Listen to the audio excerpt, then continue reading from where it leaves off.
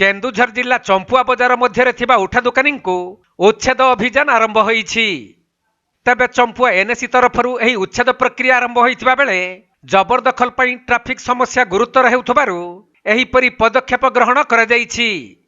तेणु चंपुआ एनएसी निर्वाही अधिकारी तत्वावधान रे चंपुआ अतिरिक्त तहसिलदार उपस्थिति और पुलिस मुतयन करा जाई चंपुआ बजार रे थिबा बेआईन दुकान और ओठा दुकान करी व्यवसाय करुथबा केबिन सहित दुकान गुडी को उच्छेद करा जाईछि। तबे उठा दुकानी पई विभिन्न समय रे ट्रैफिक समस्या उपजुथिबा जगु एहीपरि पदक्षेप निया जाईछि।